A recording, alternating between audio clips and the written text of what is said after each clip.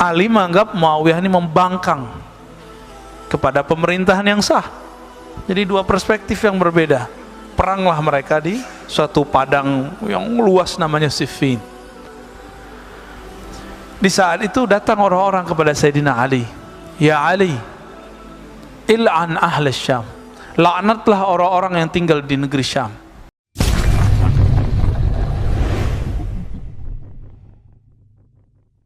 Abdalus Syam. Dari semenjak perselisihan Sayyidina Ali dan Sayyidina Muawiyah, kan itu politik ya. Saya nggak ada urusan dengan politik mereka, tapi kita melihat ini perselisihan politik. Karena Muawiyah menganggap Ali tangannya ikut serta dalam membunuh Utsman, termakan hoaks.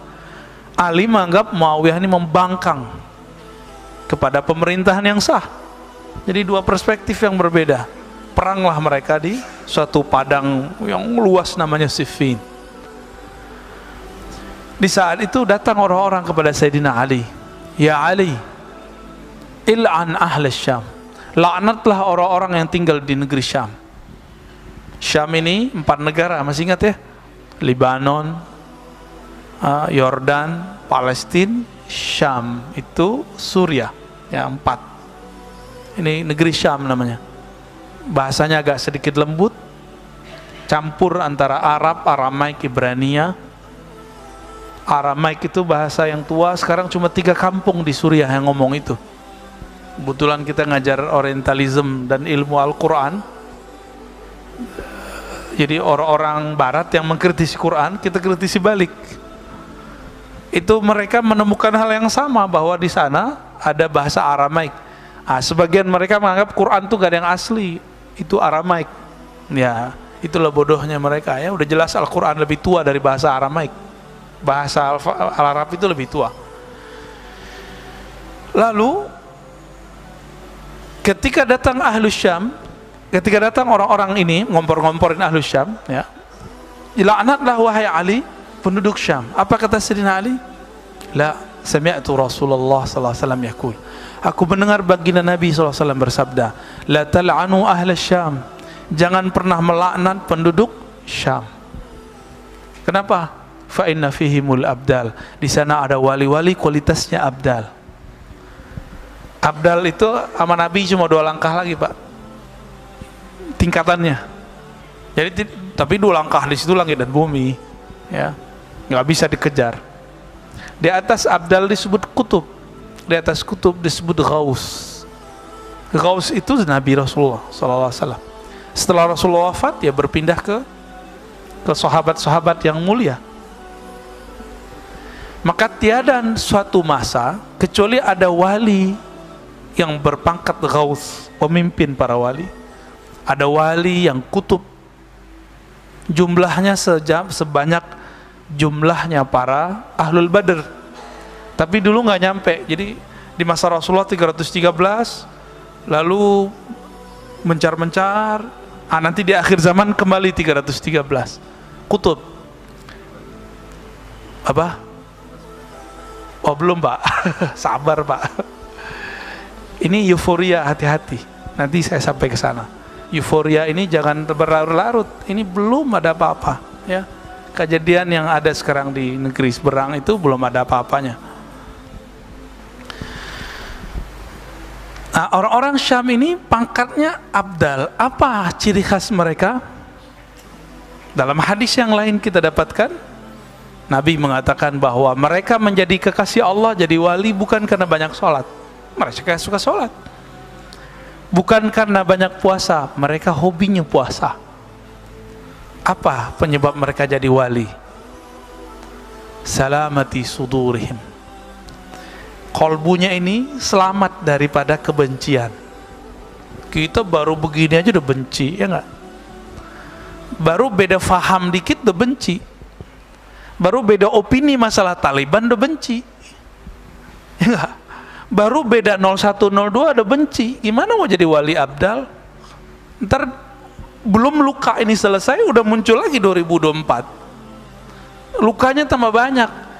Jadi salamatus sadar ini kalau boleh disebut, dia nggak pernah terluka hatinya dalam pengertian dendam kebencian. Tersinggung sih boleh, tapi benci nggak boleh. Tersinggung manusiawi nggak, tapi menyimpan dendam tuh nggak boleh. Apalagi menyimpan kebencian yang ujungnya suka melaknat. Ujungnya suka melaknat. Ada seorang kekasih Allah lagi ngajar Al-Quran. Dia negerinya sedang dibombardir oleh para pemberontak. Datang dari berbagai negeri karena termakan hoax. Namanya Syekh Al-Buti, wali abdal itu Pak. Lagi ngajar Quran, dibom, nggak mati ditembak. Itu Syekh Al-Buti. Beliau berceramah mempertahankan negerinya, nggak disukai oleh para pemberontak. Para pemberontak menginginkan yang lain. Ini kayak gini nih, ini negeri kita Indonesia, oke? Sekarang ada orang yang katanya berjihad ingin menghancurkan Indonesia. Gimana Pak? Mana yang disebut jihad? Saya yang jihad atau dia yang jihad? Kita yang mempertahankan negeri dia atau mereka yang memberontak? Syekh Al-Buti sedang menjelaskan, saya mempertahankan negeri saya sendiri, tapi dituduh oleh para pemberontak bahwa dia ini penjilat pemerintah. Datang anaknya 2013 ke sini Pak, ke negeri kita, Syekh Taufik Al-Buti. 2015 Pak, 14 saya lupa. Diundang ke UI. Saya kan berguru ke beliau dulu 2006, 2007, 2008. Ya udah lama nggak ketemu. Sehari sebelum ketemu, saya udah membayangin kalau ketemu beliau, meluk-meluk beliau. Ketiduran, tidur itu rasanya panjang sekali, kita dialog panjang. Bangun tidur saya udah puas tuh. Malu-maluin kan kalau besok peluk-peluk beliau depan orang nangis-nangis. Bener, besok bukan saya yang meluk-meluk beliau, itu jamaah datang meluk, semuanya pada histeris melihat anak dari seorang wali abdal masih hidup. Gurunya, ayahnya itu dibom lagi ngaji, cuma karena beda opini politik. Enakan tinggal di Indonesia Pak, beda opini politik santai aja. Kayak Pak Mirwan masih hidup aja kan. Enak Pak tinggal di negeri kita. Beda opini politik selama tidak menghujat, mencaci maki, itu masih dibiarin. Beda aja suka-suka, ya gak? Maka siapa? Refli sama Denny Siregar masih aman-aman aja Pak. Ya. Itu opini, biasa aja orang beropini, ya nggak usah kita terlalu serius. Opini itu kan bisa berubah, dalam sekejap bisa berubah, sesaat bisa berubah, ya. Nah, orang-orang Syam ini punya karakter itu, salamatus sadar. Apa arti salamatus sadar tadi? Tidak menyimpan kebencian dan dendam. Mau jadi wali nggak Pak? Mau? Masa nggak mau jadi waliullah sih? Waliullah itu kekasih Allah, gampang toh. Pilihannya dua aja, kekasih Allah, kekasih setan. Pilih mana? Allah. Kekasih Allah di kolbunya tersimpan Rahman, Rahim, Rahman, Rahim. Karena ayat di Quran dibuka semuanya dengan Bismillahirrahmanirrahim. Hatta surat Taubah ditutup dengan Raufun Rahim. Dua ayat terakhirnya laqad ja'akum, belakangnya wabil mu'minina Raufur Rahim. Tidak ada surah di Quran kecuali di situ ada Rahman, Rahim, Rauf, Rahim. Nggak ada. Maka ciri-ciri wali itu gampang. Nama Allah Rahman Rahim itu di dadanya. Maka dia mandang orang itu ada yang Rahman. Ini kita kasih tahu nih, kenapa ada orang kayak Gus Dur. Dulu saya pembenci Gus Dur Pak, dan saya mengkafirkan dia karena didoktrin dulu, Gus Dur kafir, musyrik. Dulu begitu. Pas kita belajar tentang ilmu ciri khas kewalian, wali-wali Allah, wali-wali itu jadi wali karena dia menghayati nama-nama Allah dan nur nama Allah masuk ke dalam dirinya. Ada dua nama Allah di Quran yang sering disebut, Bismillahirrahmanirrahim. Rahman itu sepakat semua ahli tafsir, semua ahli Asmaul Husna, kasih sayang Allah yang tercurahkan kepada semua makhluk, tidak hanya kafir, tidak hanya mukmin, kafir juga, tidak hanya manusia, hewan juga. bahkan tumbuhan. Bahkan malaikat sekarang, setan sekarang itu, iblis itu bisa hidup karena rahmannya Allah. Maka orang-orang yang dapat nur ini, itu mandang semua orang sayang.